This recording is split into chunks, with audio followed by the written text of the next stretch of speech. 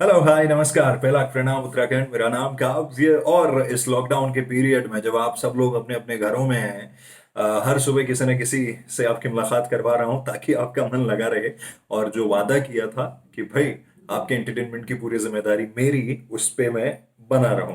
तो आज एक बहुत ही कमाल की लड़की से आपकी मुलाकात करवाने वाला हूं। ये आर्टिस्ट नहीं है, बट फिर भी है। मतलब आर्टिस्ट नहीं है फिर भी है। नॉर्मली होता है हम सिंगर्स को बुलाते हैं, उनसे बातचीत करते हैं। तो ये हमारे नैनीताल को बिलोंग करती है। नाम है लतिका भंडारी। और हमारी हिंदुस्तान की जो ताइक्वांडो की टीम है, नेशनल ताइक्वांडो टीम, उसका हिस्सा है। और इस वक्त भोपाल में है, वहां पे इनकी नेशनल एकेडमी है और कोच हैं ये वहां पे।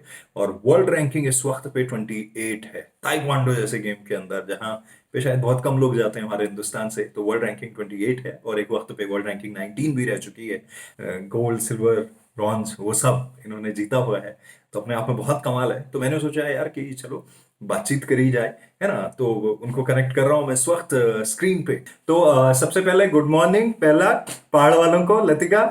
हाँ, गुड मॉर्निंग काव्य। और सभी पहाड़ वालों को मेरा पहला नमस्कार। बिल्कुल बिल्कुल। तो ये तो अभी चलो ठीक है, बाहर रहती है इसलिए लतिका नाम हो गया है इसका। नहीं तो गांव में तो सब इसको जो है, क्या बुलाते हैं तुम्हें गांव में? लीला। जैसे लड़की का नाम लीला पूजा बोलते होता है तो हैं। हमारे यहाँ परूली बोल देते हैं, हाँ। हाँ, लतिका का लत्तू हो जाता है आई थिंक। हाँ, सही है बिल्कुल। तो यार भोपाल में हो, जरा भोपाल शहर जिन लोगों ने नहीं देखा है, मैं तो 2-3 दफे आया हूँ, मेरे को बड़ा पसंद आता है। जिन लोगों ने नहीं देखा है, हमारे पहाड़ वालों को जरा बताओ तो भोपाल है कैसा?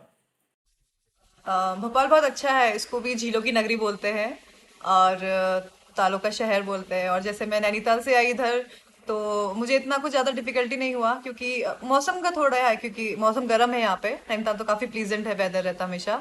और वैसे लोग और यहाँ का ग्रीनरी और पॉपुलेशन भी कम है, तो इतना ट्रैफिक नहीं है, तो मुझे इतनी प्रॉब्लम नहीं हुआ एडजस्ट करने में।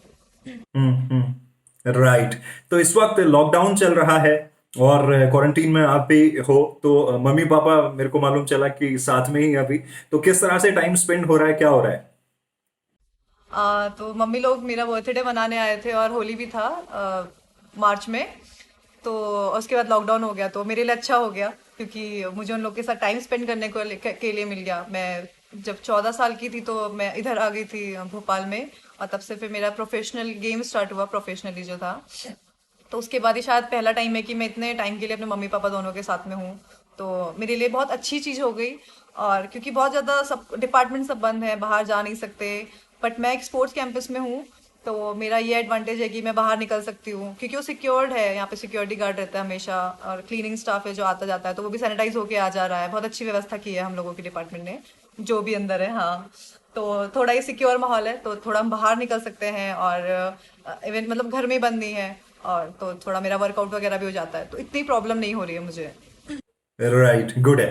तो कभी दिल में ये नहीं आया, क्योंकि उत्तराखंड से हो, नैनीताल की पैदाइश है और अब जो है अपनी एकेडमी में भोपाल मध्य प्रदेश में हो, और पिछले इतने सालों से आप उसी को रिप्रेजेंट कर रहे हो नेशनल इंटरनेशनल लेवल पे। तो कभी ऐसा मौका नहीं आया या सिचुएशन नहीं बनी, या क्या हुआ कि उत्तराखंड की तरफ से अगर रिप्रेजेंट कर रही होती, या क्या कहना चाहती हो इस बारे में? तो अल्टीमेटली गोल तो ये था कि इंडिया रिप्रेजेंट करना है। आई मीन बाहर जाके तो इंडिया रिप्रेजेंट करना है, वहाँ पे एमपी या यूके तो होता नहीं। पर हाँ, जब नेशनल में जाते हैं, और तो मैं हमेशा बोलती हूँ कि प्लीज़ कोई उत्तराखंड वाले से फाइट ना है। तो मुझे अच्छा नहीं लगता अपनी स्टेट वाले को किसी को बीट करना। तो मैं हमेशा ये सोचती हूँ कि प्लीज़ उत्तराखंड वाले से फाइट ना हो।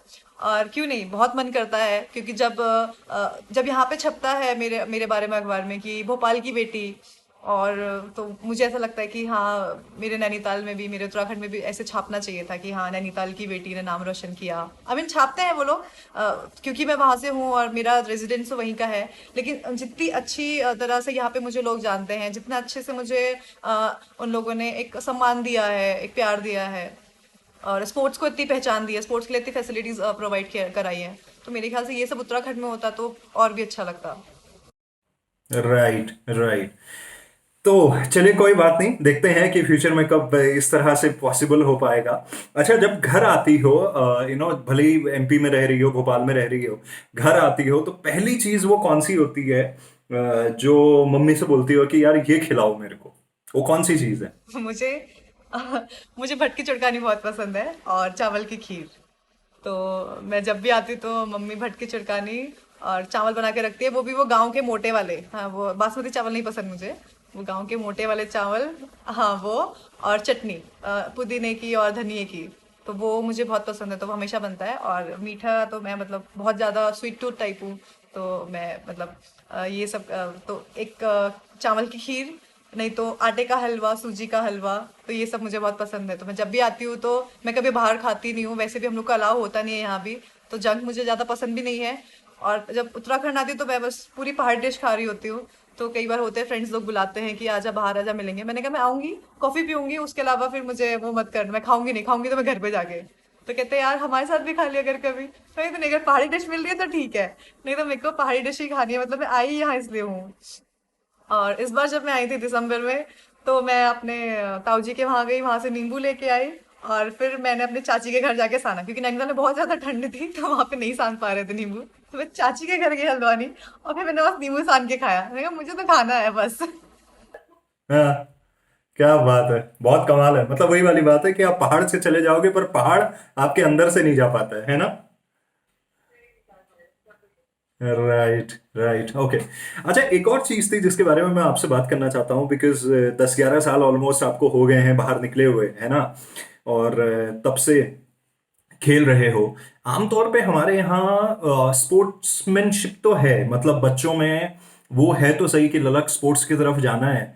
लेकिन शायद पेरेंट जो हैं वो उतना सोचते नहीं है कि स्पोर्ट्स में भी हमारे बच्चे करियर बना सकते हैं, या उसको एक करियर की तरह देखना। मतलब स्पोर्ट्स को नॉर्मल खेल की तरह देखा जाता है और करियर अलग देखा जाता है, कि करियर अलग है और स्पोर्ट्स अलग है। स्पोर्ट्स में ही करियर बनाना, हाँ, ये कितना इंपॉर्टेंट है ये और क्या बहुत बड़ी बोलना चाहोगे प्रॉब्लम ऐसे है। पेरेंट्स से? सही बात आपने, मतलब बहुत सही पॉइंट उठाया। तो ये बहुत प्रॉब्लम है। तो मैं शायद बहुत लकी हूँ क्योंकि मुझे ऐसे पेरेंट्स मिले। तो जब मैंने उनको बोला कि मतलब भाई के जो कोच थे उन्होंने मुझे बोला कि एमपी एकेडमी है, आप वहाँ जाके ट्राई कर सकते हो, वहाँ गर्ल्स की मतलब हॉस्टल फैसिलिटी है। तो आपकी बहन अच्छा करी तो आप उसको वहाँ भेजो। तो मैंने जस्ट बोला कि माँ मुझे जाना है, तो मॉम ने बोला ओके जाओ, अगर आपको लगता है कि आपको कुछ और चीज़ एक्सप्लोर करनी है तो करो। तो आई मीन उत्तराखंड में रह के, नैनीताल में छोटी जगह है, और वहाँ पे रह के मतलब मुझे ऐसे पेरेंट्स मिले जो इतने ब्रॉड माइंडेड थे। अब 14 साल की उम्र में अपनी बेटी को बाहर भेजना, आई मीन मेरे ताऊजी लोगों ने शायद पापा को बोला भी कि लड़की को बाहर मत भेजो, ये वो। लेकिन पापा थोड़े अपोज में थे। लेकिन वो मुझसे बहुत प्यार करते हैं, और थोड़ा मैं उन पे थोड़ा चलाती हूँ, आई मीन मैं थोड़ा जोर जबरदस्ती करके चीजें ले लेती हूँ उनसे, तो वो चीज का मैंने वहाँ पे फायदा उठाया। तो पापा ने बोला ठीक है 2 साल के लिए देखो, अगर नहीं हुआ तो फिर आपको वापस तो उत्तराखंड ही आना है। तो फिर और भाई का तो ये था कि स्पोर्ट्स है तो कर लो। तो मतलब पहले से ही ऐसा था हमारे घर में कि पढ़ाई तो करो, लेकिन बगल में आपको कुछ ना कुछ अदर एक्टिविटी चलनी चाहिए। तो मेरे ख्याल से ये चीज बहुत लैक है उत्तराखंड में अभी भी। क्योंकि उन लोग को वो लोग मतलब वही पढ़ाई किया, उसके बाद फिर वही डिग्री कॉलेज और कुमाऊं यूनिवर्सिटी, और उसके बाद मेरे ख्याल से उनका कुछ और गोल होता ही नहीं है पुलिस और आर्मी के अलावा। तो मेरे हिसाब से उनको बाहर एक्सप्लोर करना चाहिए, बहुत सी चीजें हैं जहाँ पे आप अपना, जो आपका ट्रू टैलेंट है शायद आप वो देख पाओ। और कुछ नहीं तो एटलीस्ट कुछ सीखोगे ही ना, या तो फेल हो गए या सक्सेस हो गए। बट आप जब फेल हो रहे हो तो आप अपनी एबिलिटी और आप अपने आप को कोप अप करना, आप वहाँ पे कुछ एक नया फील्ड देख रहे हो, नए लोगों से इंटरेक्ट कर रहे हो, आपको पता चल रहा है। तो ऐसा कुछ नहीं कि हार हमेशा कुछ गलती करती है, हार हमेशा कुछ सिखा के जाती है। बस हमें सीखने वाला होना चाहिए। राइट, बिल्कुल सही कहा। और इसीलिए मैं भी कोशिश करता रहता हूँ कि जो मेरा यूट्यूब चैनल है उत्तर का पुत्तर, या बाकी प्लेटफॉर्म्स पे आप जैसे जो तमाम सारे लोग हैं जो अलग अलग फील्ड में उत्तराखंड से निकल के अच्छा कर रहे हैं, तो उन लोगों से बातचीत करी जाए, ताकि वो जो गाँव के अंदर छोटी छोटी जगहों पे जब लोग मेरी वीडियोस को देखते हैं तो उन तक वो मैसेज पहुंचे, और उनको भी एक लगे कि हाँ यार, इस पर्टिकुलर फील्ड में भी करियर बनाया जा सकता है। और हमारे कुछ लोग हैं जो वहां पे अच्छा कर रहे हैं, तो क्या पता इनको देख के, इनसे सीख के ही हम आगे बढ़ सकते हैं। तो वही कोशिश मेरी भी रहती है। एंड आई होप कि आने वाले टाइम में और ज्यादा ज्यादा लोग इन डिफरेंट फील्ड्स में, चाहे स्पोर्ट्स की तरफ हो चाहे मीडिया की तरफ, निकले। हाँ जी, आई मीन आप बहुत अच्छा काम कर रहे हो, मैं आपको फॉलो कर रही हूँ। और जो आपका वो टू एजा रेप जो पहाड़ का वो गाना था सावन जी का, तो उसमें मैंने देखा था आपको, और उसके बाद मैंने आपको फॉलो करना स्टार्ट किया। तो वो जो गाना है वो मेरे ही गांव में बना हुआ है, और उसमें हमारे घर को दिखाया गया है, इवन जो हमारा जो हमारा पुश्तैनी घर है उसको दिखाया गया है। तो वो बहुत प्राउड मोमेंट था। और उसके बाद फिर मैंने देखा कि हाँ, फिर मैंने आपका घोस्ट विलेज वाला जो एक देखा था, घोस्ट तो दोस्त विलेज वाला। हाँ, तो मुझे वो बहुत अच्छा लगा कि चलो कोई तो है जो कर रहा है, क्योंकि मुझे भी ऐसा लगता है कि मुझे पता है, मैं जब अभी तो गेम कर रही हूँ, बट उसके बाद जब मैं आऊंगी तो मैं ऑब्वियसली उत्तराखंड के लिए कुछ करूंगी, उत्तराखंड के युवाओं के लिए मैं कुछ उनको प्लेटफॉर्म देना चाहती हूँ, तो ये कहीं मेरा भी एक गोल है एक। जी, बहुत बढ़ गया। तो जब भी मैं अपने किसी पहाड़ वाले से बात करता हूँ और खासकर जब वो उत्तराखंड के बाहर रह रहा होता है, तो मैं उनका जरा ना रियलिटी चेक करता हूँ, उनसे पहाड़ का गाना जरूर करवाता हूँ ताकि पता चले कि कितना बचा है अंदर, और नहीं बचा है तो मैं इंजेक्शन लगाऊंगा पहाड़ के गानों के। तो लतिका जो है, कौन सा गाना सुनाना नहीं, चाहेगी? पहाड़ के गाने। हाँ, पहाड़ी गाना। आप फंसा ना रहे ना, हो, फंसाने मतलब वाली कोई बात ठीक है, नहीं है। गाने मुझे बहुत पसंद है और फंसाने वाली कोई बात ही नहीं है, ये तो टेस्टिंग चल रही है अभी। नहीं नहीं, पहाड़ी गाने मुझे बहुत पसंद है सच में। और अभी लास्ट होली के फंक्शन में यहाँ पे जब हुआ था, तो मैंने ख्वाब वगैरह बजाया था, और इतना पसंद आया लोगों को, वो मुझे आके पूछे कि दीदी प्लीज वो गाना बता दो, हमें उसको सेव करना है, हम उसको डांस करेंगे।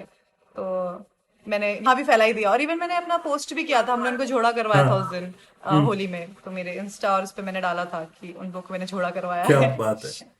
तो सुना दो, दो तो लाइन, दो लाइन। Okay, okay.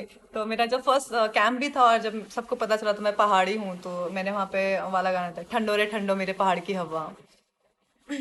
तो मुझे वो बहुत पसंद है गाना। आई मीन उसमें फील आता है कि क्या हम मिस कर रहे हैं, और क्या हम हमेशा एडमायर करते हैं कि वो हमारे पास हो। कोई गलती हो तो उसके लिए माफ कर हाँ, देना। क्या कह रहे हो? कोई गलती हो तो उसके लिए माफ कर देना, क्योंकि मुझे गाना अरे नहीं, नहीं कोई आता बात सच नहीं, में। कोई बात नहीं। ओके। ठंडो रे ठंडो मेरो पाड़े की हवा, ठंडी पानी ठंडो।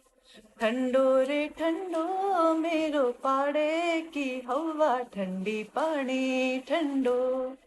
हो हो हो हो हो हो हो। हा हा हा हा हा। एच उच यो हिमाल ठंडो ठंडो, निस गंगा जी का छाल ठंडो ठंडो, पानी छनछना पनार ओहो छिनना नियो उड्यार ओहो, गला पारे वो उजाड़ ठंडो ठंडो, ठंडो रे ठंडो मेरो पाड़े की हवा, ठंडी पानी ठंडो। थैंक अरे यू। देखो, इतना बढ़िया तो गा रही हो यार। हैं? बहुत बढ़िया, नेगी जी। नहीं नहीं, आपको तो आप तो चढ़ा रहे हो बस मुझे। नहीं नहीं, मैं नेगी जी को सुनाऊंगा, बोलूंगा देखो ये इसने लतिका ने गाया है गाना। है ना? तो बहुत अरे, बहुत कमाल है। हाँ, इनफैक्ट तुम्हें थैंक यू। नेगी जी से नेगी जी से मुझे ध्यान आया, नेगी जी की जो बहू है अंजलि, वो भी भोपाल की है, तुम्हें पता है? ओह वाह, क्या यस, बात तो है। अगली बार कभी अगर ऐसा होगा, जब मुलाकात करेंगे हम लोग, तो मैं बातचीत कराऊंगा पक्का तुम्हारी। है ना? बिल्कुल बिल्कुल, आप आइएगा और मैं आपको अपना कैंपस दिखाऊंगी, काफी अच्छा यस, कैंपस है यहाँ सो पे। थैंक यू सो मच, अच्छा लगा आपसे बात करके, and hope to see you soon. और जब मुलाकात करेंगे अगली बार, स्टूडियो में मुलाकात करेंगे और बहुत सारी बातें करेंगे, सो दैट जो हमारे आसपास वाले नए बच्चे तैयार हो रहे हैं उनको भी कुछ सीखने को। बिल्कुल बिल्कुल, थैंक यू। एंड आपको भी बहुत कॉन्ग्रेचुलेशन और ऑल द बेस्ट, आपके जो आप इतना अच्छा कर रहे हो, हम लोगों तक जो हम लोग बाहर रहते हैं, तो हम आपके थ्रू खुद को कनेक्ट कर पाते हैं। थैंक यू उत्तर के पुत्र। एंड जय हिंद, जय Bharat. Thank thank you so much. या, थैंक्स अ लॉट। तो वीडियो अगर पसंद आई है तो सब्सक्राइब करें उत्तर का पुत्र on YouTube, and bell icon जरूर प्रेस करें ताकि सबसे पहले वीडियो पहुंचे आप तक। Thank you.